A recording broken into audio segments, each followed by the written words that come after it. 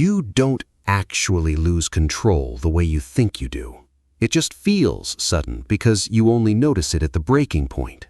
But if you're honest, the shift starts much earlier, quietly, almost politely. A small irritation you ignore, a look from someone that lingers a bit too long. A delay, a tone, something subtle enough to ignore, but sharp enough to register somewhere in the back of your mind. And you move on. Or at least you think you do, because on the surface, everything seems fine. You keep talking, working, scrolling, whatever you were doing. But underneath that normal rhythm, something has already shifted. A thought loops once, then again. It doesn't feel urgent yet, just present. That's the part most people miss. They think emotions arrive fully formed, anger, anxiety, frustration, like switches flipping on. But that's not how it works. What you feel in the moment is usually the final stage of something that's been building quietly, step by step, long before you noticed. And if you never learn to see those early stages, of course it feels like you lost control. But you didn't lose anything, you just never saw where it began. Think about the last time you reacted in a way you later regretted. Maybe you snapped at someone or shut down completely. Maybe you overthought something simple until it became heavy and complicated. At the time, it felt justified, almost necessary, like there was no other option. But if you rewind that moment slowly, not just the reaction, but everything leading up to it, you'll start to notice something uncomfortable. There were signals, small ones, easy to dismiss. A shift in your body, a tightening in your chest, a subtle irritation you labeled as nothing. You probably even told yourself to ignore it, stay calm, don't overreact. And for a while, you succeeded. That's the strange part. You didn't explode immediately. You held it in. You managed it. You convinced yourself you were in control. But what you were actually doing was delaying the reaction, not preventing it. Because suppression isn't control. It's just postponement with interest. And eventually, that interest comes due. There's a quiet belief most people carry without ever questioning it. This is just how I am. It sounds harmless, even honest, but if you look closely, it's often used as an explanation for patterns that were never chosen consciously. I'm just an overthinker. I've always been sensitive. I get angry easily. Statements like these feel like self-awareness, but more often than not, they're conclusions drawn too early. Labels placed on behaviors that were learned, repeated, and never examined. And once you accept them as identity, you stop challenging them. That's where the real problem begins. Because if something feels like who you are, you stop seeing it as something you can change. Emotional patterns don't appear out of nowhere. They're built. Not in a single moment, but over time, through repetition, through experiences that taught you, often subtly, how to respond to certain situations. Maybe you grew up in an environment where expressing frustration wasn't safe, so you learned to suppress it. Or the opposite, maybe strong reactions were the only way to be heard, so intensity became your default language. At the time, those responses made sense. They worked. They protected you. They got you through something. But what works in one context doesn't always translate well into another. And if no one ever showed you a different way, or if you never stopped to question the one you learned, you carry those same patterns forward into relationships, work, daily life. Until one day, they start creating problems instead of solving them. And that's when people say things like, "I don't know why I'm like this." But there is a reason. It's just not obvious at first glance. Because emotional habits are quiet. They don't announce themselves. They operate in the background, shaping how you interpret situations, how quickly you react, what you focus on, what you ignore. They influence the meaning you assign to things. And meaning is everything. Two people can experience the exact same situation and feel completely different things, not because the situation changed, but because the interpretation did. So when you feel something intense, it's not just about what happened, it's about what your mind decided it meant. That delay in a reply? Maybe it meant disrespect, or disinterest, or rejection. That tone in someone's voice? Maybe it meant criticism, or tension, or something personal. These interpretations happen fast, too fast to notice most of the time. And once they're in place, your emotional response follows naturally. It feels automatic, but it's not random. Here's where the lie becomes clear. You've been told, or maybe you've told yourself, that your emotions are spontaneous, that they just happen, that control means either holding them back or expressing them honestly without filter. But neither of those is real control. One is suppression, the other is impulsiveness. Both are reactions. Actual control sits somewhere else entirely.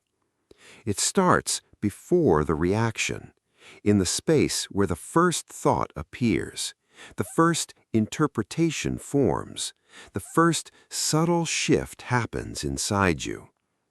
That space is small, easy to miss, but it's there. And if you've never been trained to notice it, of course everything feels out of control. Because by the time you're aware, the process is already halfway complete. This is why trying to stay calm in the middle of an emotional spike rarely works. It's too late. You're already inside the pattern. Your body is activated, your thoughts are aligned with that emotion, your attention is locked onto whatever triggered it. At that point, logic feels distant, almost irrelevant. And then you judge yourself for not being able to control it, which only reinforces the belief that something is wrong with you. But maybe nothing is wrong. Maybe you were just never shown where to look. If you strip it down, what you call losing control is often just a well-practiced sequence playing out exactly the way it always has.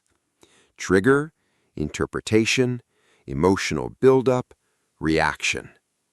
It feels personal, unique, but the structure is predictable. And anything predictable can be interrupted.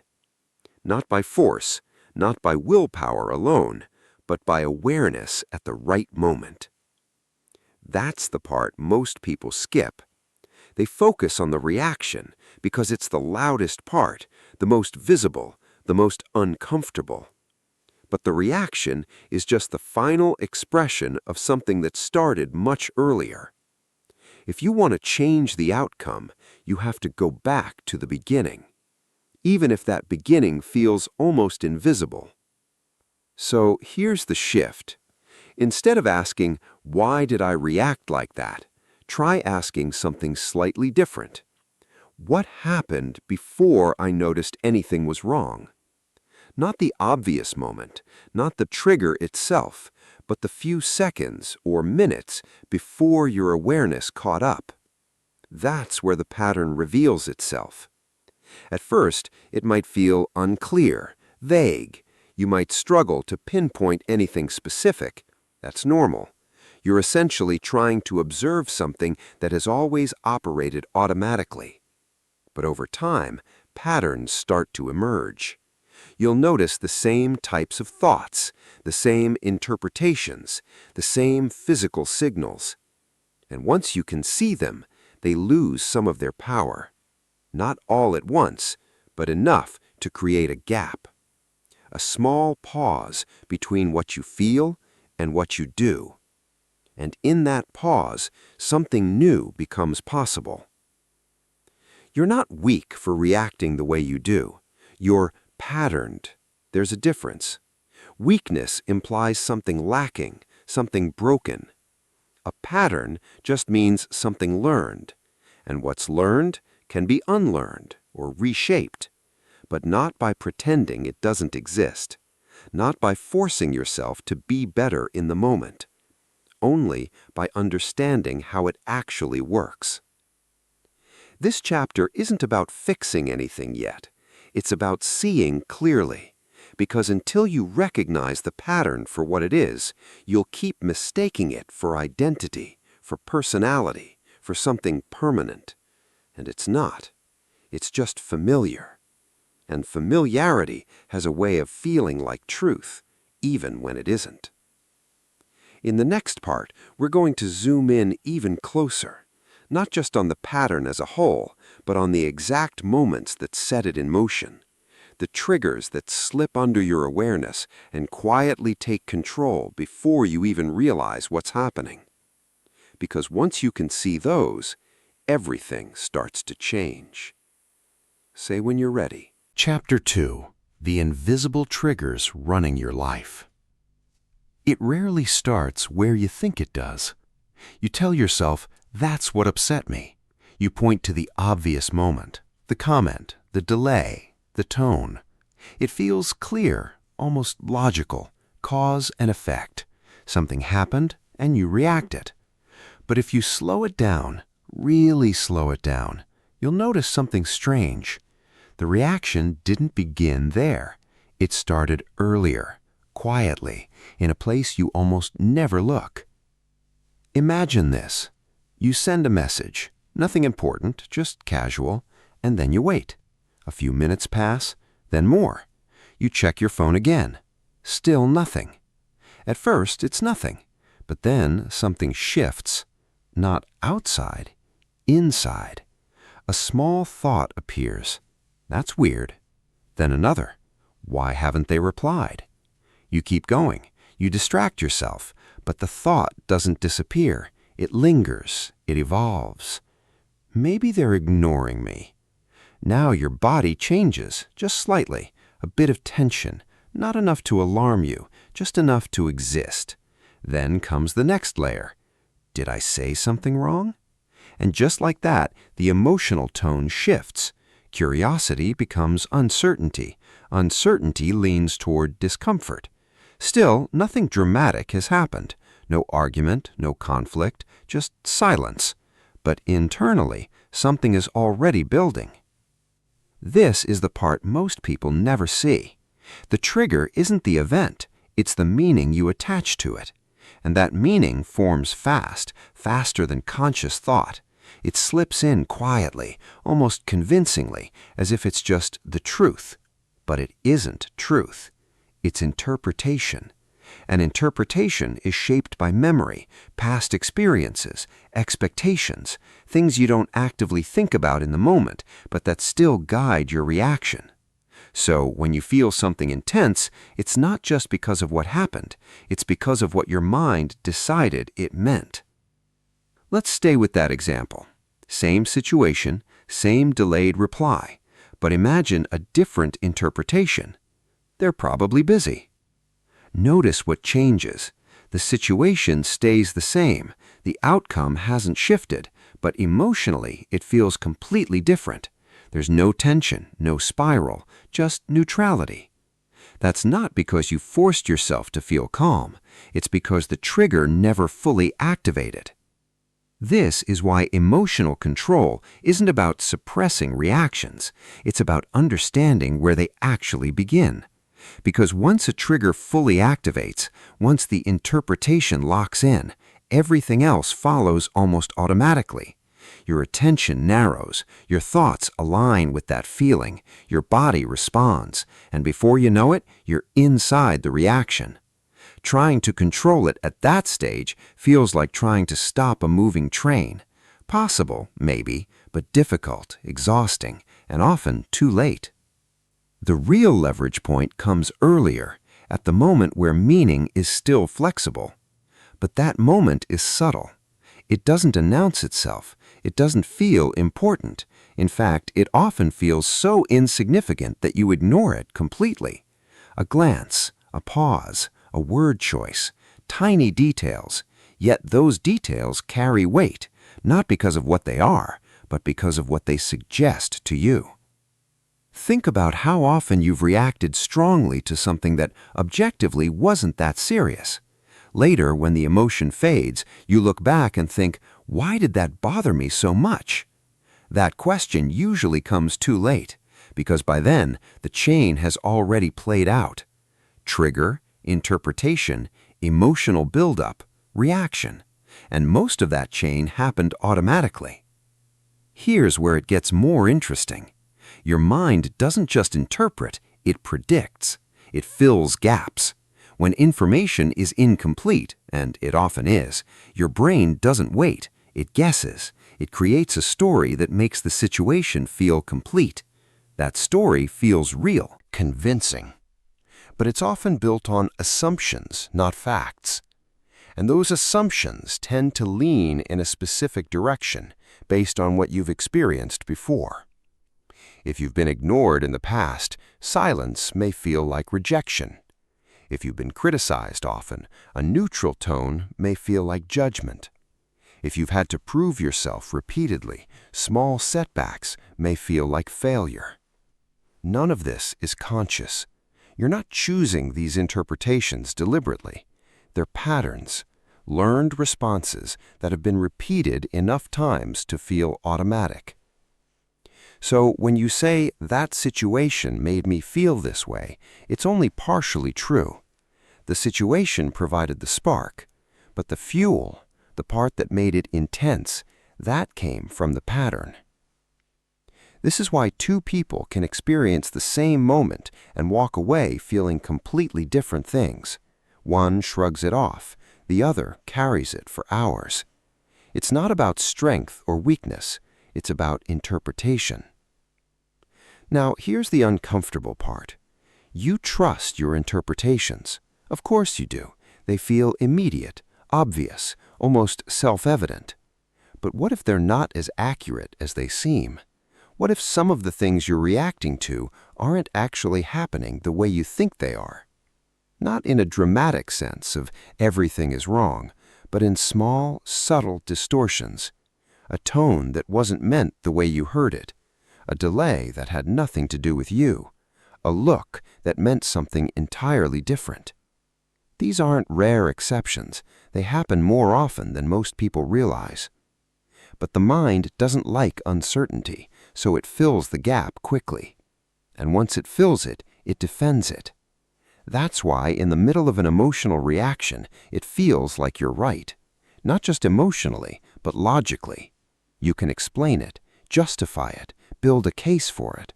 And in that moment, it all makes sense. Until later, when the intensity fades and the clarity returns. And suddenly, it doesn't feel as solid anymore. So what's the alternative? You can't stop your brain from interpreting.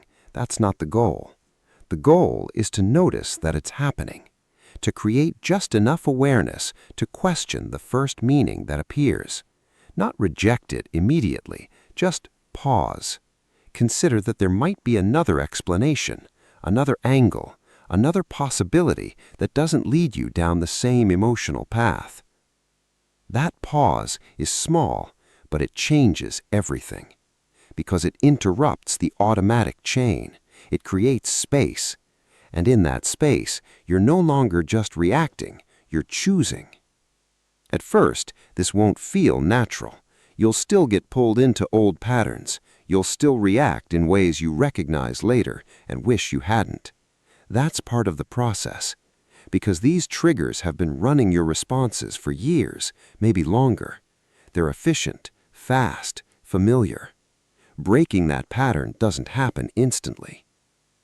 But once you start seeing it, even occasionally, you can't fully unsee it. You begin to catch moments, a thought that feels slightly off, an interpretation that arrives too quickly, a reaction building before you've had time to think. And in those moments, even if you don't change the outcome completely, something shifts. You become aware. And awareness is where control actually begins. Not at the peak of the emotion, not in the aftermath, but at the very start, where the trigger forms, quietly, invisibly. because once you can see the trigger, you're no longer completely controlled by it. In the next chapter, we're going to confront something even more frustrating. That moment when you do see what's happening, you know what's going on, and you still react the same way anyway. That gap between knowing and doing. That's where most people get stuck. And that's exactly where we're going next. You saw it coming this time. That's the frustrating part. It wasn't like before, blind, automatic, sudden. No, this time there was a moment, a brief window where you knew what was happening. You felt the shift. You recognized the pattern.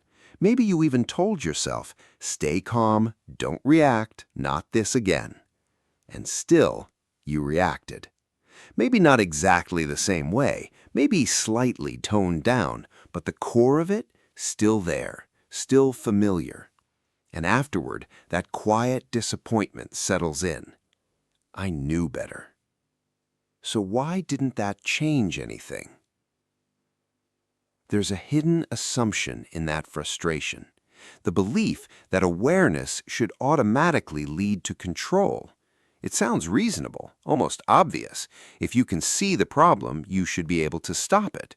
But that's not how the mind works, because knowing something intellectually and overriding a deeply ingrained pattern in real time are two very different processes. One is conscious, the other is automatic. And when those two collide, the automatic one usually wins. Think of it like this. Your awareness is relatively new. It's something you've been developing recently, through reflection, maybe through moments like the ones we're talking about now. But your emotional patterns, those have been rehearsed for years, repeated, reinforced, strengthened over time. They don't need your permission to activate. They don't wait for your approval. They just run. So when you find yourself in a triggering situation, there's a kind of internal split. Part of you is observing, this is happening again. And another part of you is already reacting, feeling, interpreting, preparing a response. These two parts operate at different speeds. The reactive system is fast, immediate, designed for survival, not precision. The aware system is slower, reflective. It needs a moment to catch up, and often, by the time it does, the reaction is already in motion. This is why simply telling yourself to stay calm rarely works, because by the time you say it, the emotional system has already activated. Your body has changed, your breathing, your tension, your focus, all aligned with that emotion. At that point, you're not starting from neutral. You're trying to reverse something that's already moving. And when it doesn't work, you make it personal. You assume it's a failure of discipline, a lack of strength, something missing in you. But what you're really facing is timing. You're trying to intervene too late in the process. Let's go back to that moment, the one where you almost had control, where you noticed the shift. That moment matters more than you think, not because you stopped the reaction completely, but because you saw it. That's the beginning of change, even if the outcome didn't look different yet. There's a tendency to judge progress only by behavior. Did I react or not? But that's a narrow view, because before behavior changes, awareness has to deepen. And awareness doesn't appear all at once. It expands gradually. First, you notice the reaction after it happens, then during it, then right before it, and eventually at the very start. Each stage matters, even if it doesn't feel like progress yet. So if you're in that space where you can see the pattern but still feel pulled into it, you're not stuck. You're in transition. And transition feels messy because the old pattern is still strong, but now there's something new interrupting it, something quieter but persistent. Here's where most people go wrong. They try to use awareness as a tool to force change. They think, now that I understand this, I should be able to stop it immediately. So when they can't, they get frustrated. They push harder. They judge themselves more. And ironically, that pressure creates more emotional intensity, which makes the reaction even stronger next time. It becomes a loop. Trigger, reaction, self-judgment, increased tension, stronger reaction later. And all of it happens under the belief that you're trying to improve. But improvement doesn't come from force. Not here. Because you're not dealing with a simple habit like forgetting something or making a mistake. You're dealing with emotional conditioning, patterns tied to memory, identity, past experiences. They don't dissolve just because you understand them. They shift when you relate to them differently. So, instead of asking, "Why can't I stop this?" try asking something else. What happens right before I lose the ability to choose? Not the reaction itself, the moment just before. That's where your attention needs to go. Because that moment is where the shift happens. Subtle, almost invisible. A thought locks in, an interpretation settles, a feeling begins to rise. And if you can stay with that moment just a second longer than usual, you start to notice something important. The reaction isn't instant, it builds. And if it builds, it can be influenced. Not stopped entirely, at least not at first, but slowed, softened, redirected. This is where real control begins to take shape, not as suppression, not as perfection, but as influence, a small ability to alter the direction of a pattern before it fully takes over. Maybe instead of reacting immediately, you pause, even briefly. Maybe you don't change what you say, but you change how quickly you say it. Maybe you still feel the emotion, but it doesn't escalate as far as it used to. These changes might seem minor, almost insignificant, but they're not. They're signs that the automatic pattern is losing a bit of its grip. And over time, those small shifts compound. The pause becomes longer. The awareness becomes clearer. The reaction becomes less intense. Not because you forced it away, but because you stopped feeding it in the same way. There's something else worth noticing here. You don't actually need to eliminate emotional reactions. That's not the goal. The goal is to stop being controlled by them, to create enough space between what you feel and what you do, so that your response becomes a choice, not a reflex. Right now, that space might be small, barely noticeable, but it exists. You've already experienced it, even if only for a second. That moment where you thought, "I shouldn't react like this." That's the gap. It may not have been strong enough yet, but it's there. And that gap is everything. Because once it grows, even slightly, the entire dynamic changes. You're no longer inside the pattern without awareness. You're alongside it, observing it, and slowly influencing it. So, if you're frustrated that knowing hasn't changed everything yet, good. That means you've reached the point most people never get to. You're aware. Now the work is learning how to use that awareness without turning it into pressure. In the next chapter, we're going to move from understanding to something more practical. Not quick fixes, not forced control, but a different way of working with your emotions. One that doesn't rely on suppression or willpower, but on shifting the pattern itself. That's where real change begins to feel natural. Chapter 4. Rewiring the Emotional Pattern. Most people try to change their emotions at the surface. They focus on the reaction, the visible part, what they said, how they behaved, whether they stayed calm or lost control. It makes sense. That's the part everyone sees, the part that causes damage, the part that feels urgent.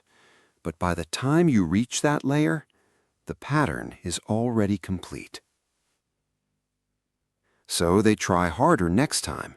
More control, more discipline, more self-talk. Stay calm, don't overreact, be better. And for a while it might work. Until it doesn't. Because effort can hold a pattern back temporarily.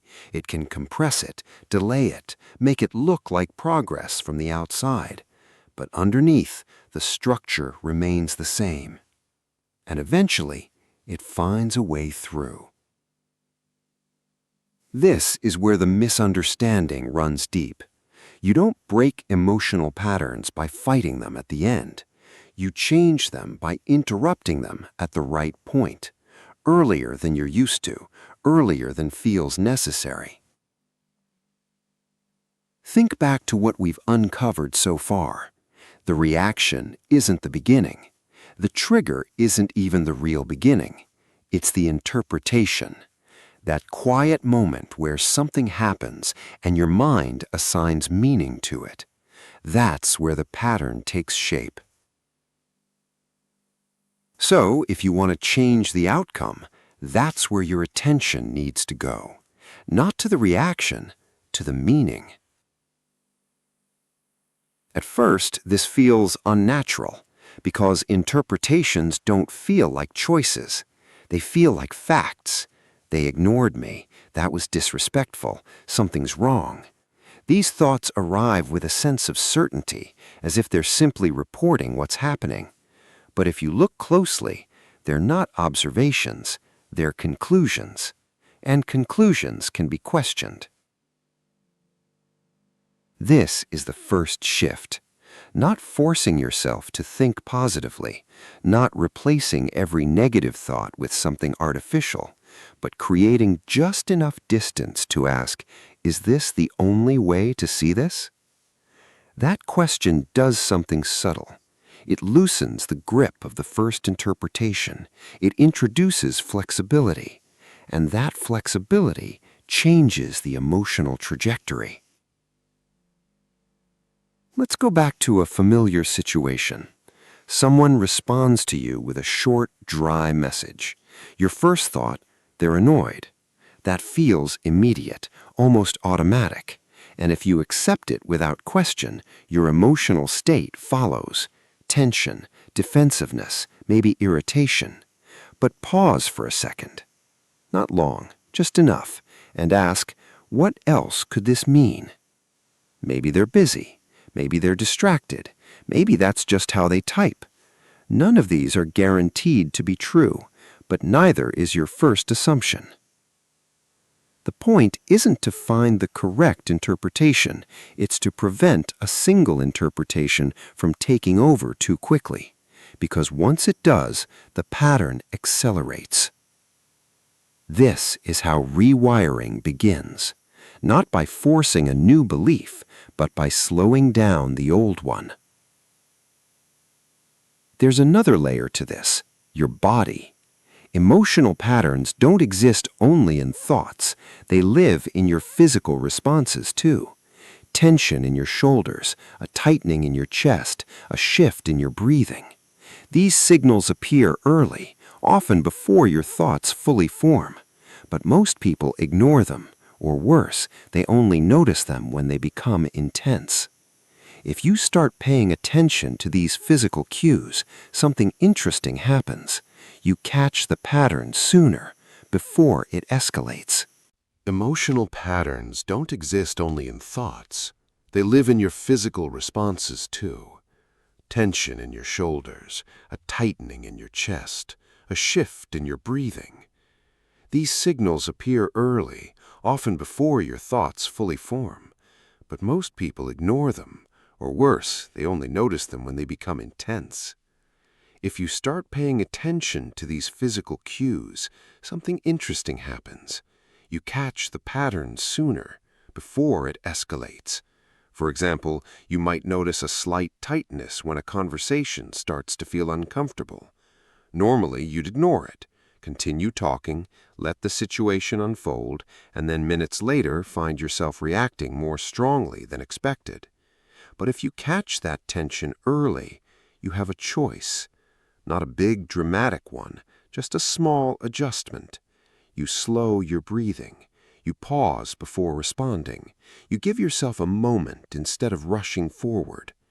These actions seem simple, almost too simple, but they interrupt the pattern at a deeper level because you're not just changing your thoughts, you're changing your state. And your state influences everything that follows: how you interpret, how you respond, how intense the emotion becomes. This is why forcing control rarely works, because it tries to override the pattern without changing the conditions that create it. Rewiring, on the other hand, works with the pattern. It shifts it from within. Now, this doesn't mean you'll suddenly become calm in every situation. That's not realistic.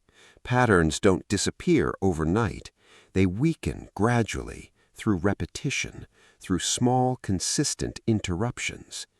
At first, you might only catch one moment out of 10, then 2, then 3, and slowly the pattern begins to change shape.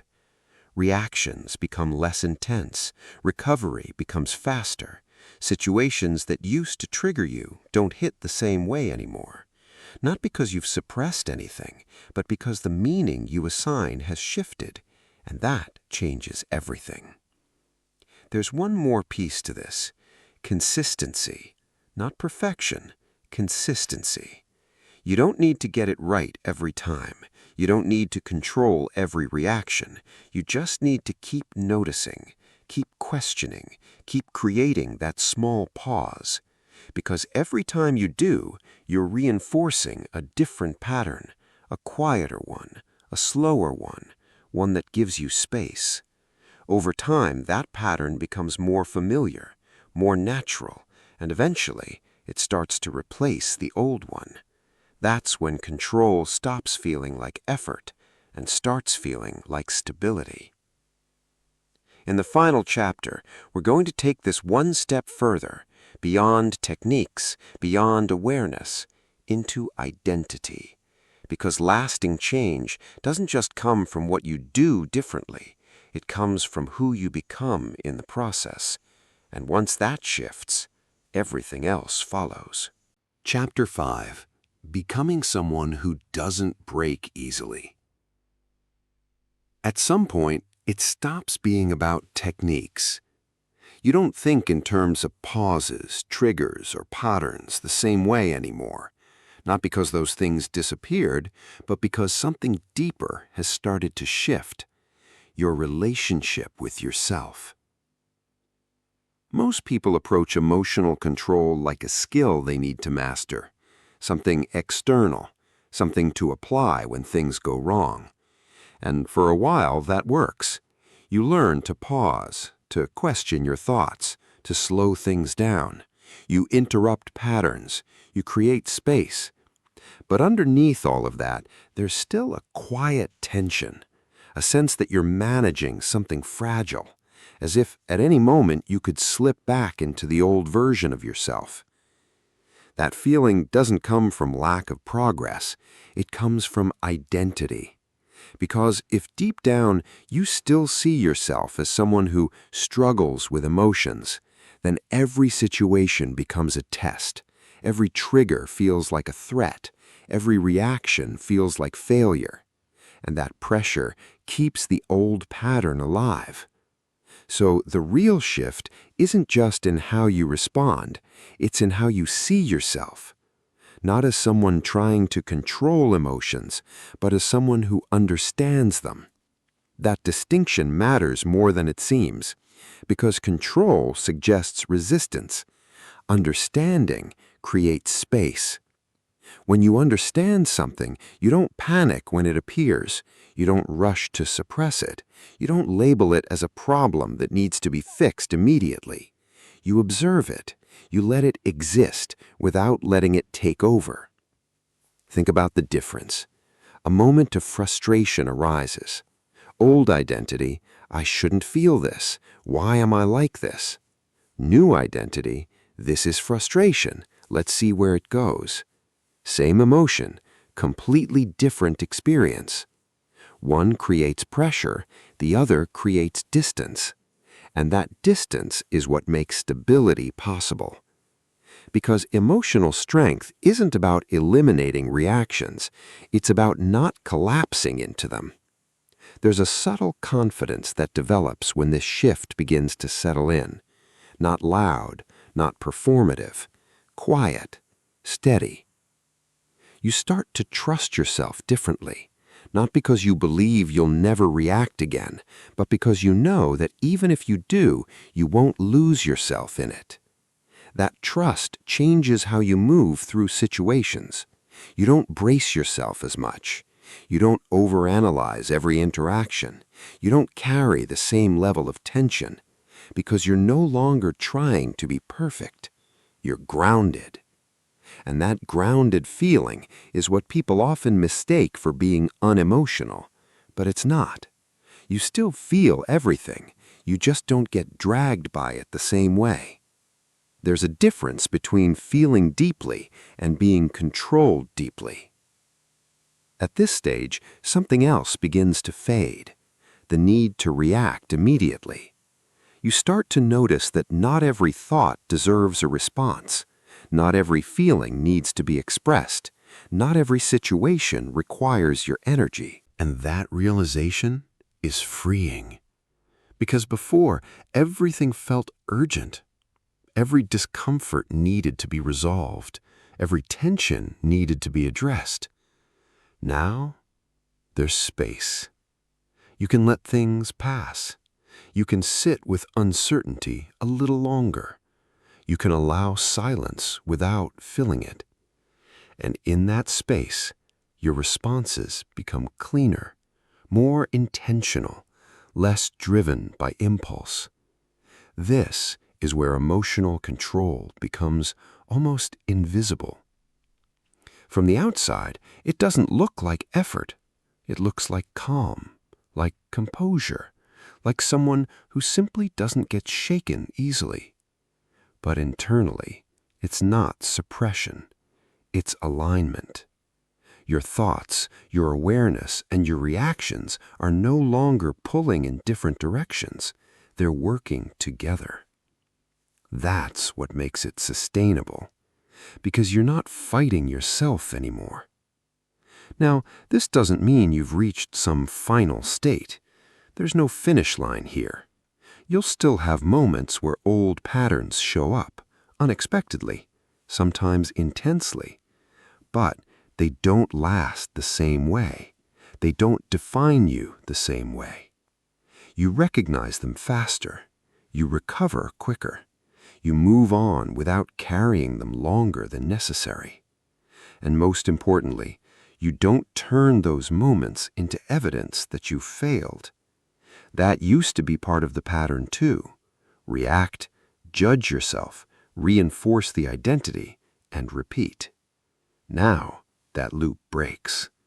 A reaction is just a moment, not a definition. And that changes everything. Because once you stop identifying with the pattern, it loses its foundation. It becomes something you experience, not something you are. And from that place, real stability emerges. Not forced, not fragile, natural. You don't break easily anymore, not because life got easier, but because you stopped meeting it the same way. You see more clearly. You pause more naturally. You respond more intentionally. And over time, that becomes your baseline. Not perfection, but control that doesn't feel like control. Just who you are now.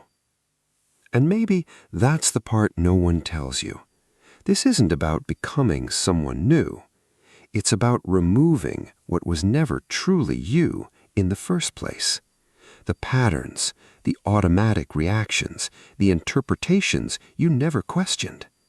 What's left is something quieter, but stronger. Something that doesn't need to prove anything. It just stays steady, even when everything else doesn't. And that's what real emotional control looks like.